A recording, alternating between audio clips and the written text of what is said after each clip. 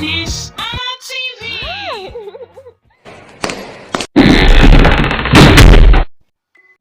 Ndewonu onye ka nkene nnọọ. Isiokwu anyị taa bụ uche ngwa eji anụ ihe. Uche ngwa eji anụ ihe.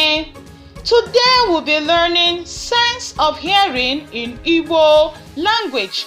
And sense of hearing in Igbo is called uche ngwa eji anụ ihe. Uche ngwa sense eji anụ ihe hearing. Kedu uche ngwa na-enyere anyị aka ịnụ ihe? What organ do we use for hearing? Kedu uche ngwa na-enyere anyị aka ịnụ ihe? Ntị. Ntị, ị nwere ike imetụ ntị gị aka? Ntị, anyị ji ntị anyị anụ ihe. Kedu ihe anyị ji ntị anyị anụ? What can we hear with our ear? Kedu ihe ị nwere ike iji ntị gị nụ? Ụda, ị nwere ike ịnụ ụda mgbịrịgba? Ụda. Ụdị ụda anyị na-anụ. Ụda elu maọbụ ụda ike. Ụda elu maọbụ ụda ike, ya ụda na-adasi ike. Ụda nwayọ maọbụ ụda ntakịrị. Ụda nwayọ maọbụ ụda ntakịrị. Ụdị ụda ike enwere. Opi ụgbọ. Akwa nwa. Onye tiri nwa n'ebe akwa? Ịgba.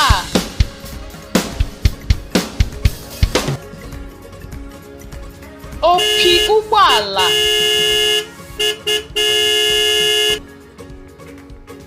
Ụdị ụda nwayọ. Ụda mkpụrụ obi.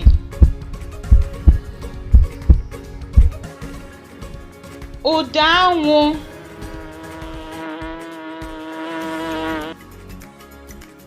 Ụdị ikuku.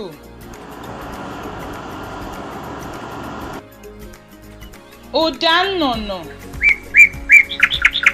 Ndewo ụmụ mara mma, unu emeela. Ngwanụ ka anyị mụgharịa ya ọzọ ka anyị nwee ike ghọta. Cheta na anyị ji ntị anyị anụ ihe. Ntị.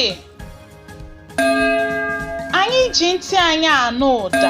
Ị na-anụ ụda mgbịrịgba? Anyị na-anụ ụda elu maọbụ ụda ike. Na-anụkwa ụda nwayọ maọbụ ụda ntakịrị. Ụda ike enwere.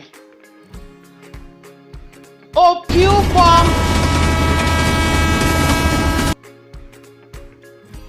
Akwa nwa.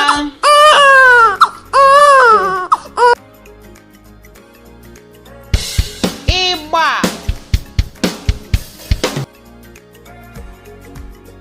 Ụdị ụda nwayọ. Ụda mkpụrụ obi.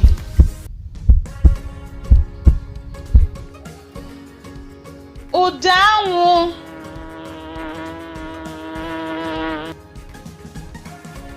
Ụdị ikuku.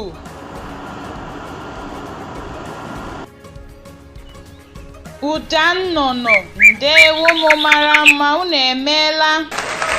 Ngwa n'ebe a ka anyị ga-akwụsị ka ọ dịkwanụ mgbe ọzọ.